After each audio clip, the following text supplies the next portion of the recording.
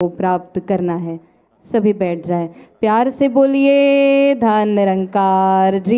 सदगुरु माता सुदीक्षा सविंदर हरदेव जी महाराज की जय।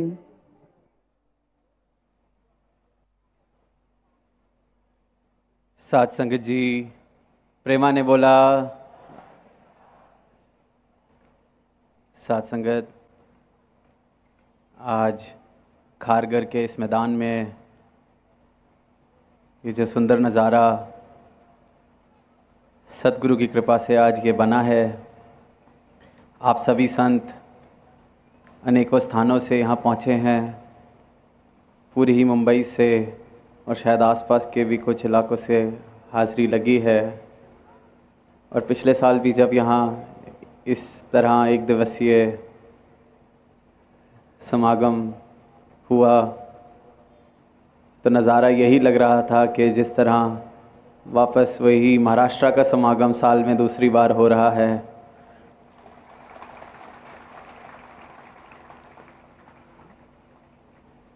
और आज भी जिस प्रेम से, जिस श्रद्धा के भाव से आप सभी पहुँचे, परसों भी बदलापुर में समागम हुआ, तो इन 2 दिन के दौरान दास को भी अनेकों भवनों पर जाने का मौका मिला।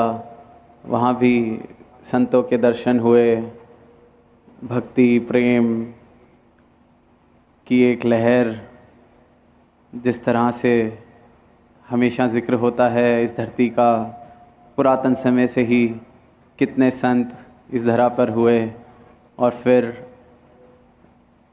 मिशन का भी इतिहास कि किस तरह से सदगुरु की भी विशेष यहाँ एक नज़र, और फिर कितने संत आज भी हमने ज़िक्र सुना जिन्होंने अपना जीवन लगाया।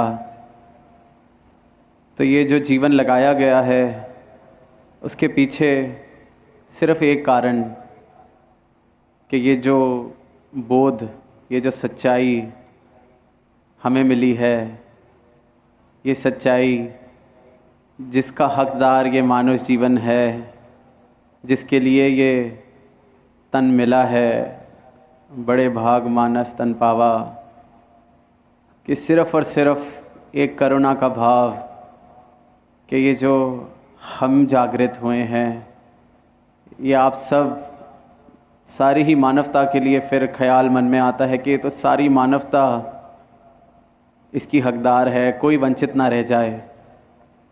कि अगर हमारा नींद टूटी है, जिस नींद में हम सो रहे थे, ये जागने का मौका मिला है एक नींद से, तो वैसे ही और कोई भी सोया हुआ ना रह जाए। सिर्फ़ इस भावना के साथ अपना पूरा का पूरा जीवन संत महात्मा गुरु पीर पैगंबर परोपकार में लगा देते हैं, एक उद्देश्य के साथ कि सबको ये मैसेज दिया जाए कि मन तू ज्योत स्वरूप है, अपना मूल पहचान,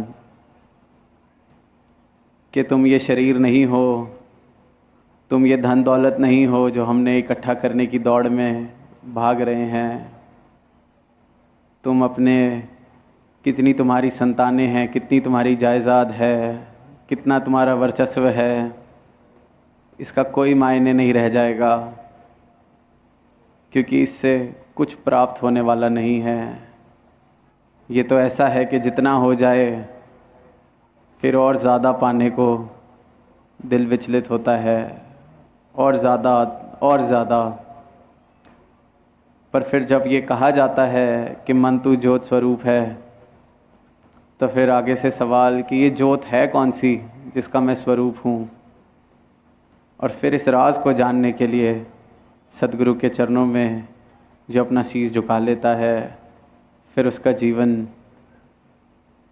इस प्रकार महक उठता है, क्योंकि किस ज्योत से मैं आया हूँ, किस ज्योत में मैंने जाना है, कि मैं हूँ क्या। जैसे कबीरदास जी ने भी कहा है कि मैं ना मरूँ मरीबू संसारा, अब वो है मिले हो जीवन हारा। कि मुझे समझ आ गई है कि जो मैं हूँ वो तो ये अविनाशी अमर ज्योत है और इसने कहीं नहीं जाना। हमेशा से ये जो रहने वाली सत्ता है, मैं भी यही हूँ। और ये परोपकार सतगुरु का हमारे जीवन पर होता है। और फिर जब संत महात्मा ये पैगाम देते हैं, कभी नाचते हुए, कभी गाते हुए, ऐसे ऐसे समागम के द्वारा, तो लोगों को जिन्हें ये जब कान में बात पड़ती है कि ये परमात्मा कण कण में बसता है, कण कण में बसता है, फिर भी इंसान इस तरफ जाग नहीं पाता। बहुत ही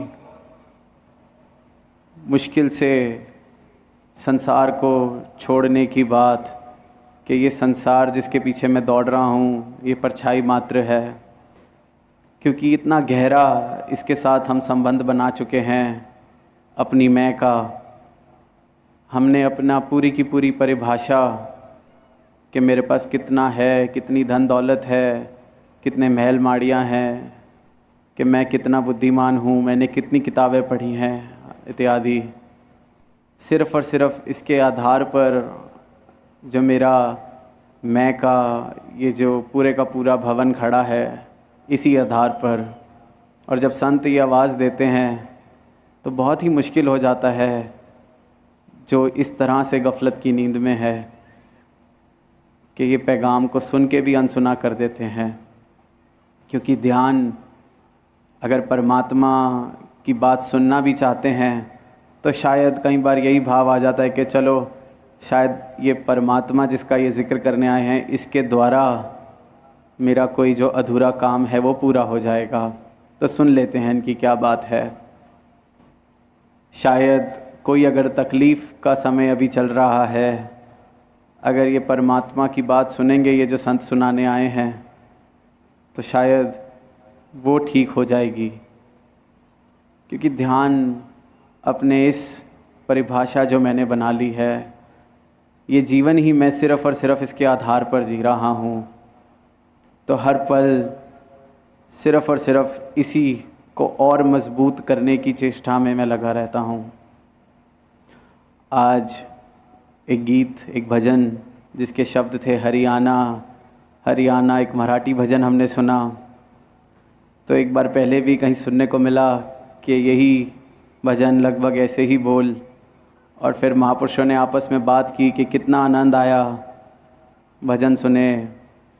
तो सामने से किसी ने कहा कि हाँ, मुझे तो अपने खेत लहराते हुए आज याद आ गए, मुझे तो इतना अपनी फसलें, अपना खेत सब याद आने लग गया, सब नज़र के सामने आ गया। तो उन्होंने कहा कि ऐसा आज क्या आपने सत्संग में सुना? तो वो कह रहे थे कि वो सत्संग में कह रहे थे ना कि हरियाणा हरियाणा हरियाणा, तो मेरा हरियाणा में ही खेत है, हरियाणा शहर में, हरियाणा प्रदेश में मेरा खेत, मेरे आँखों के आगे तो वही हरियाणा छा गया, वही हरियाली छा गई। तो इंसान क्योंकि सिर्फ़ और सिर्फ अपनी माया का रिश्ता जो उसने बना रखा है उसके साथ इतना मशरूफ़ कि हरि की बात भी हो रही हो तो उसमें भी अपने खेत की हरियाली। पर सद्गुरु जब दृष्टि देते हैं तो फिर उस हरियाली खेत में भी ये हरि के दर्शन दिखते हैं। फिर हर कण कण में, हर पत्ते में, हर जर्रे में ये दर्शन इस परमात्मा के। और फिर इस अवस्था को प्राप्त करने के लिए हमने सुना भी है, न जाने कितने जतन, कितनी जद्दोजहद, कितनी तपस्या, कितना तप त्याग दुनिया कर रही है, पर बड़ा साधारण सा इसको पाने का, मेरे सभी बंधनों को काटने के लिए, सभी चेनें जितनी भी मैंने अपने आसपास ये जो जंजीरें बांध रखी हैं, जिनसे मैं बंधा हुआ हूँ, चाहे उस पर जितने भी ताले लगे हों, अहंकार के, भ्रमों के, जितनी भी जंजीरें हों, उन सब के तालों की एक ही चाबी जो सद्गुरु के चरणों पर शीश झुकाकर मिलती है, वो है ब्रह्म ज्ञान। और फिर ये ब्रह्म ज्ञान पाकर हम ये सारे ऐसे जितने भी बंधन हैं उन सब से मुक्त हो जाते हैं। इसी को जीते जी मुक्त होने की अवस्था कहा गया है। कई बार बहुत सारी ऐसी गलत फहमियाँ, बहुत